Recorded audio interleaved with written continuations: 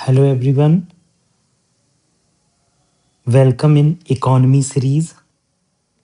Today I will discuss about negotiable warehouse receipt. What is NWR and how this NWR is working and what is the importance for farmers. ये सब चीज़ें हम देखेंगे और देखेंगे कि किस तरह से इकॉनमी की बुक में नेगोशिएबल वेयरहाउस रिसिप्ट आती है और एक एमसीक्यूज डिस्कस करेंगे जिससे आपकी पूरी कॉन्सेप्चुअल क्लियरिटी हो जाए। देखो, फर्स्ट ऑफ ऑल जान लेते हैं इसका मीनिंग और legal basis. Negotiable warehouse receipt is a legal document. क्यों लीगल डॉक्यूमेंट है? देखो, पहले आपको ये पता होना चाहिए, बेसिक चीज आपको समझा देता हूँ ताकि आपको क्लियरिटी हो जाए। नेगोशिएबल मतलब नेगोशिएट कर सकते हैं वेयरहाउस रिसिप्ट। मान लीजिए ये वेयरहाउस है, गवर्नमेंट ऑफ इंडिया या स्टेट गवर्नमेंट ने इसे बनाया है, ठीक है। अब क्या है, कोई फार्मर है, मान लेते हैं रामू नाम का एक फार्मर है। अब रामू ने, ये जो फार्मर है, इसने क्या किया, अपना जो ग्रेन है, जो फूड ग्रेन्स हैं, उनको यहाँ पर स्टोर कर दिया। ये स्टोर क्यों किया गया? क्योंकि हार्वेस्ट के टाइम पर अच्छे दाम नहीं मिल रहे थे, तो पोस्ट हार्वेस्ट के पीरियड में इसको अच्छे रेट में बेचा जा सके। तो इसके लिए क्या करते हैं, ये जो वेयर हाउस है, रजिस्टर्ड वेयर हाउस है, गवर्नमेंट ऑफ इंडिया के एक्ट में आता है, स्टेचुटरी बॉडी की तरह ये वर्क करता है वेयर हाउस। तो ये वेयर हाउस क्या करता है, एक रिसिप्ट देता है, ऐसे एक रिसिप्ट देगा इन्हें। और इस रिसिप्ट के आधार पर क्या डिसाइड होगा कि आप जो है, इस रिसिप्ट के आधार पर आप डिसाइड होगा कि फार्मर्स इस रिसिप्ट को रख सकते हैं और इस रिसिप्ट के आधार पर कहीं से लोन ले सकते हैं। और यही रिसिप्ट जो मिलेगी कि आप क्या, जो धान या गेहूं रखा हुआ है उसकी वैल्यू एज्यूम कर लेते हैं 10,000 रुपये। अब ये 10,000 रुपये हम जो क्या करेंगे, यही नेगोशिएट करेंगे, ठीक है। नेगोशिएट करने का क्या मतलब है कि मान लो कोई फार्मर को जल्दी पैसे की ज़रूरत है, तो ये रिसिप्ट किसी थर्ड पर्सन को भेज देगा, जैसे श्यामू को भेज देगा।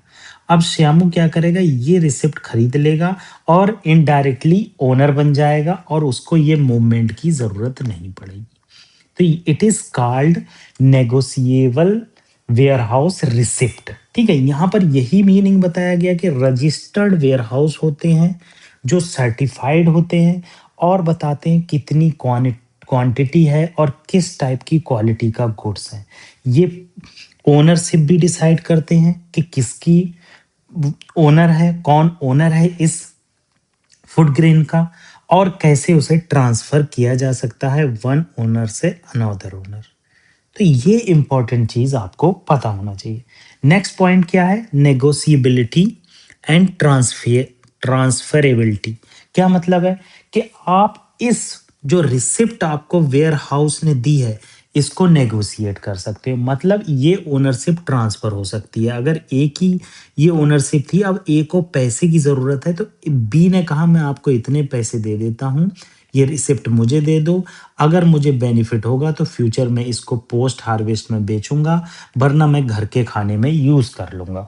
तो ये क्या होता है, इसको बेच देता है, इसको पैसे मिल जाते हैं और ये अपने हार्वेस्ट के बाद जो ज़रूरतें होती हैं उसमें यूज़ कर सकते हैं। इन्होंने बताया है कि ये चेक की तरह होता है और प्रोमिसरी नोट की तरह होता है, जो इनेबल करता है ट्रांसफर ऑफ ओनरशिप। मतलब एक जगह से दूसरी जगह ओनरशिप ट्रांसफर हो रही है विदाउट मूविंग द गुड्स।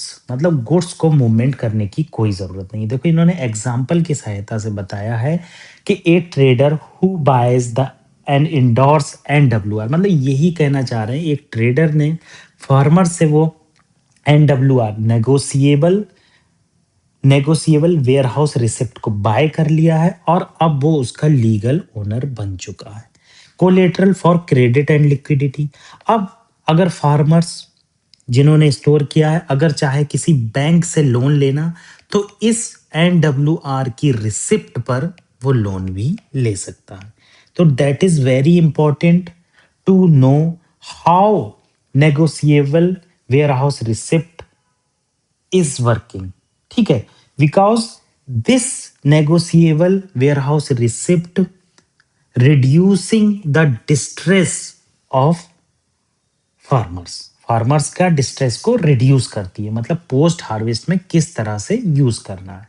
आगे अगर देखेंगे इसके बाद क्या हुआ, 2007 के बाद आपको देखने को मिलेगा एक न्यू डेवलपमेंट हुआ जिसको हम कहते हैं ENWR, मतलब electronic negotiable warehouse receipt, issued and managed electronically through registered repository. मतलब इलेक्ट्रॉनिकली क्या होता है, ये रजिस्टर्ड होती, मान लीजिए फार्मर के पास नेगोशिएबल वेयर हाउस रिसिप्ट है। अब फार्मर्स क्या है, ये उसकी खो जाती है। अब बताइए वो क्या करेगा, उसको प्रॉब्लम होगी नहीं होगी, क्योंकि ये फिजिकल है। इस फिजिकलिटी को रिमूव करने के लिए, सिस्टम में ट्रांसपेरेंसी लाने के लिए ENWR का कॉन्सेप्ट आया। अब फार्मर को कोई चिंता करने की जरूरत नहीं है, उसका डेटा बैंक में भी स्टोर है, पोर्टल पे भी स्टोर है, और ऐप भी उसके पास है मोबाइल में, उसमें भी स्टोर है। तो ENWR का कॉन्सेप्ट इस तरह से यूज होता है। रेगुलेशन एंड इंस्टीट्यूशनल सपोर्ट, मैंने आपको बताया warehouse development and regulation act was come in 2007.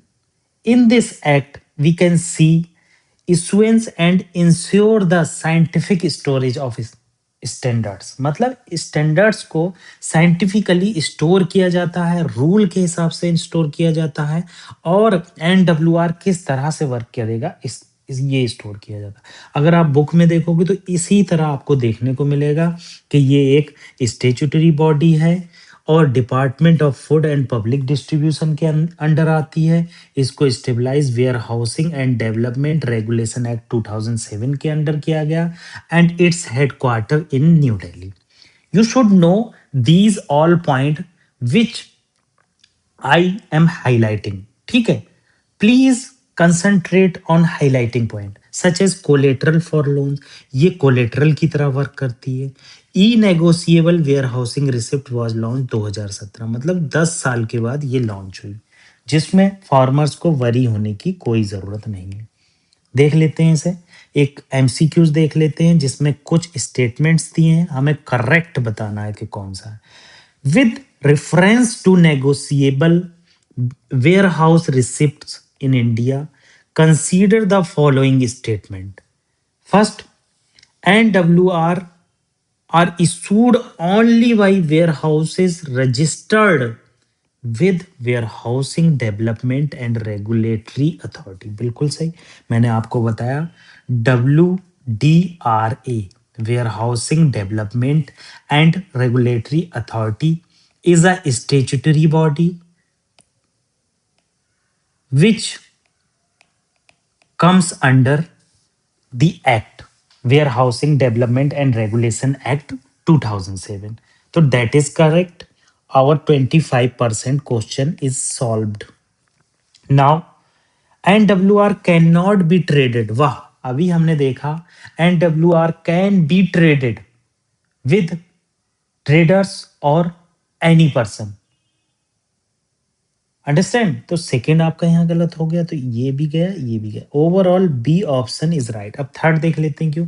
ENWR can be use collateral to obtain credit from financial institution, ये EWR को भी हम यूज कर सकते हैं, तो ये हमने यहाँ पर एक्सप्लेनेशन देख लेते हैं। देखो क्यों करेक्ट है, क्योंकि ये रजिस्टर्ड बॉडी है, स्टेचुटरी बॉडी है। स्टेचुटरी बॉडी उन्हें कहते हैं जो किसी एक्ट के थ्रू बनती है, ठीक है। सेकंड इनकरेक्ट है, क्योंकि क्यों इनकरेक्ट है, ये ट्रेड की जा सकती हैं और वहां पर लिखा था ये ट्रेडेबल नहीं है, नेगोशिएबल नहीं है।